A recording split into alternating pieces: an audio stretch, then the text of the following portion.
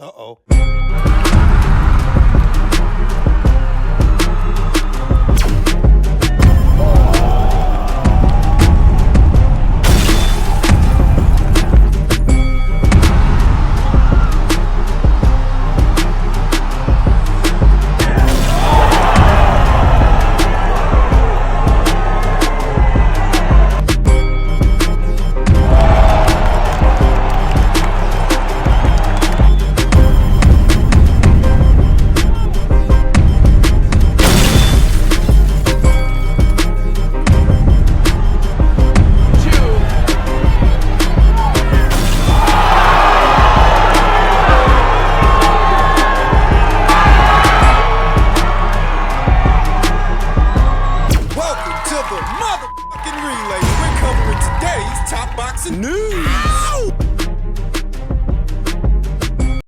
Why not take the rematch against Rayo? Why isn't the rematch happening? Could you give an answer to that? Por problemas de él con su equipo de trabajo y bueno, yo no soy para perder el tiempo. Do you know what in specific was the problem with their team? Did they tell you at all, Pitbull? No me importa y no sé qué problemas tengan.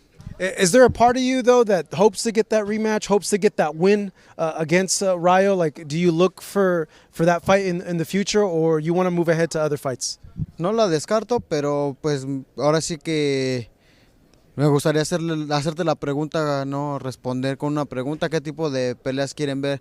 O qué tipo de deporte quieren ver, ¿no? Dentro del mundo del boxeo golpes o adentro del boxeo un maratón.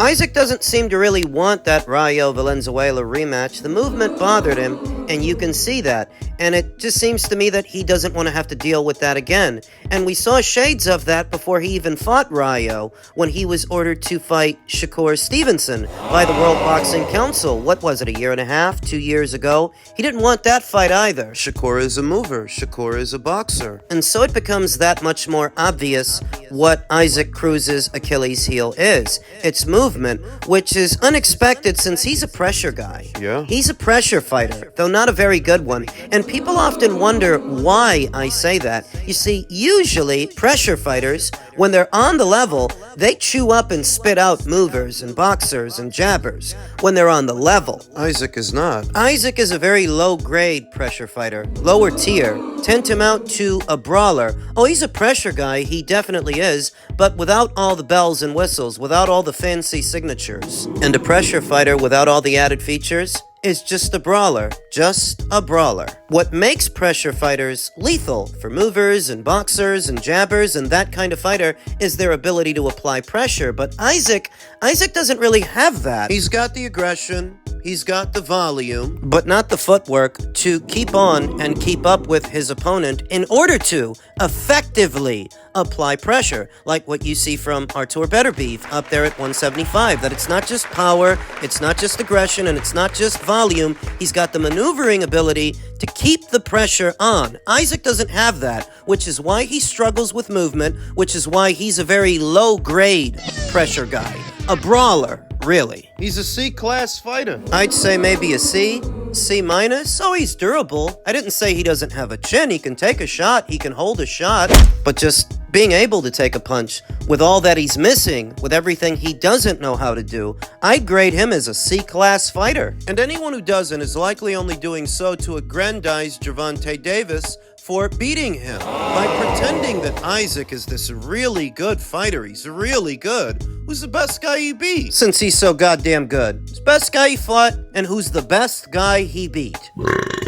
Doesn't want to fight Rayo again, likely because he doesn't have the answer for Rayo's movement. Now, he claims that there was some kind of holdup with Rayo's management, but Rayo is en route to another fight. He's en route to a fight with Gary Antoine Russell. That's the story. So I don't know that I can believe it from Isaac that a management issue is why they didn't fight again. Doesn't seem to have an issue fighting Gary Antoine Russell, who's a bigger guy than you are. So maybe it wasn't a management issue. Maybe your people just didn't want to fight him again because you don't have the answers. So he's fighting Angel Fierro instead on the undercard of Benavidez versus Morel at 140 pounds. and he was one of several boxers Ring Magazine named that will make an appearance on Ring Magazine shows. Ring Magazine, purchased by Turki El Sheikh, will be staging their own events moving forward. And according to them, Isaac is one of the fighters you can expect to see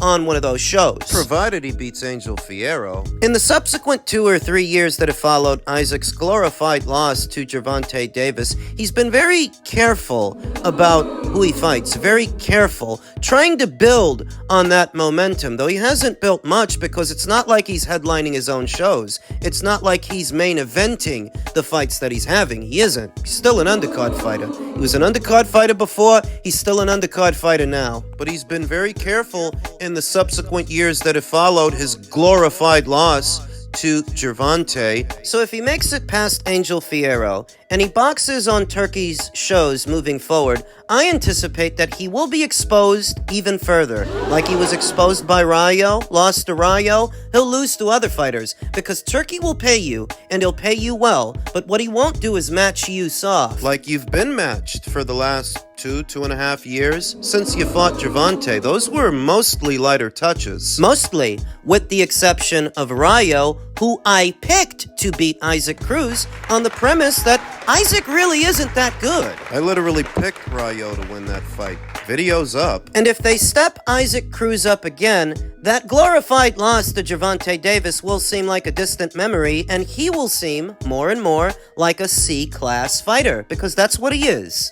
We would love to fight Devin Haney. We're not fighting Devin Haney right now. We would love to fight. We would love the opportunity. We would love to welcome him to 147. That was one of the names that my son wanted to call out, but I did ask him not to because I was like, why would you? Like, Devin got his own issues going on. He got enough problems. We're not going to go shooting at Dev and throwing that at him or whatever because we want Jerron Ennis. That's the bottom line. We want him next. We want Jerron Ennis next. I didn't want him to muddy the waters, and he wants Teofimo bad. Of course, that's why he said Jerron Ennis first, and that's why he said Teo name second. My thing is, and I wish you would put this out there, everybody keep worrying who we fight. If it ain't Stanionis, we talking about Jerron Ennis, then it got to be Brian Norman. It can be right after my son's next fight. We are available. We're saying this open and ready. We are available. You ain't got to look no more. If it ain't Stanionis in March or April or whatever they going to do, which is understandable, and we know it ain't going to be Barrios, then Brian Norman is the only other one that makes sense. And we can do that late spring, early summer. We are available. We want that work. So desperation must be starting to set in for the Normans. Brian Norman Sr. in particular, who recently made an appearance on The Boxing Voice advocating for the fight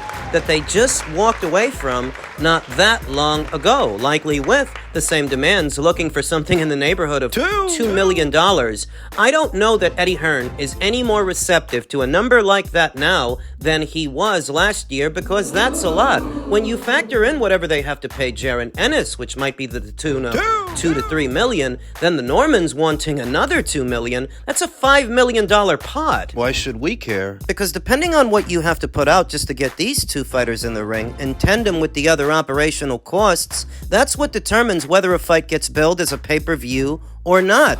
And Boots versus Norman, it's a good fight, but it's not pay-per-view worthy, though when the fighter's demands are so high, that's what happens. We'll see. What you won't see is the Normans sending out offers of their own to what other champions or what other champion is left out there, that if Boots Ennis is fighting a Stanionis in his next fight, that would leave the Normans with Mario Barrios to contend with. But you're never going to hear Brian Norman Sr. saying that they've sent an offer to Mario Barrios. They're not in a position to send anybody offers, and Top Rank is not going to overspend for them. These highfalutin guys with all these demands. I said it before. Boots was, and still is, Brian Norman's best bet to get at a 7-figure purse, because without him, nobody else is going to put that kind of money up. Not for them. So Senior must have woke up and smelt the tea leaves. Rumor has it that Brian Norman versus Derek Cuevas is set to be rescheduled and land on Yanibek Alimkhanalai's undercard.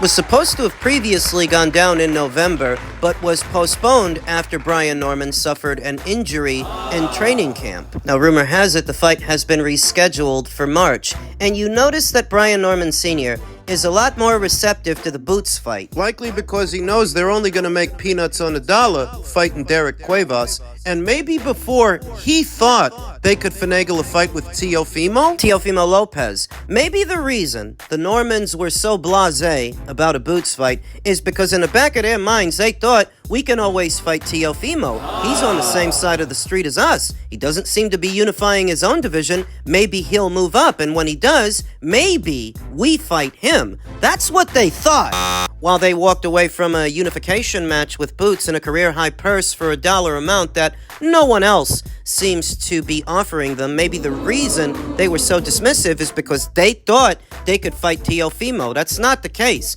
Teofimo is rejecting every fight that Top Rank is offering him, so he's not an option for you guys. And while all of this is playing out publicly on social media, you notice that now Brian Norman, now he wants the Boots fight. Now they want the smoke. Gee, I wonder why. All shithousery aside, I'm not against the fight. No, I'm not against Brian Norman getting that opportunity. And rest assured, that's what it would be for them, an opportunity, because nobody else is offering you guys that kind of money. I'm all for unification matches whenever they can happen. Stanionis is said to be next for Jaron Ennis, whose stock has taken a couple of hits since he left Showtime and jumped into bed with Matchroom. He's not viewed as the second coming of Sugar Ray Leonard anymore. But he's still a good fighter, in my opinion. Still good enough that I would pick him to beat a Montes Stanionis and Brian Norman. So Stanionis in his last fight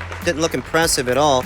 And when it comes to Brian, an aggressive, mid-range to inside fighter, a strong one, was able to pressure and subsequently overpower Giovanni Santillán, beating him at his own game, doing to Giovanni what Giovanni had just done to Alexis Rocha. Brian did that to him. He beat him from the inside out, and it worked. But I don't think that would work with Jaron Ennis. A boxer puncher, and not a guy you want to stand right in front of. That's what Roman Villa tried to do, and you see what Boots did to him. Boots don't struggle with a fighter's aggression or his volume. What he struggles with is movement. Fleet of foot fighters who can pivot and shift and move, use the ring. That's what he struggles with. And that's not Brian Norman. At least it hasn't been, unless he gives his base style a complete overhaul. Brian Norman is a mid-range to inside fighter, an aggressive one and a strong one. Though not strong enough that I think he beats Boots. No, I think Boots will do to him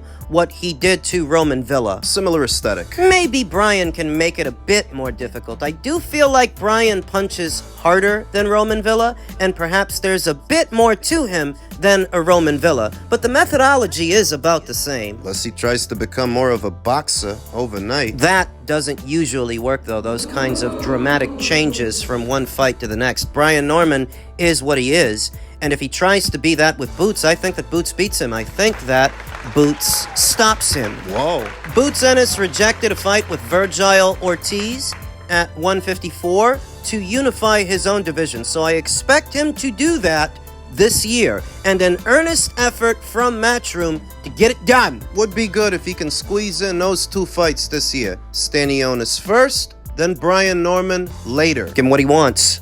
Men's middleweight news. Turki Al Sheikh via his own social media announced yesterday that Eubank Jr. versus Benn is done in April, London, by the name of Fatal Fury, City of the Wolves. Soon I will announce the day and the location. It will be Ring's first card in collaboration with the video game company SNK, and I will push to make the pay-per-view price $19.99 for the fans, with tough undercard. Let's get boxing great again, and wait for a huge announcement soon. So we've known for the last 48 hours that the fight was more or less done, and that these two would be fighting after all at a time where it looked like they were going to go their separate ways. It looked that way.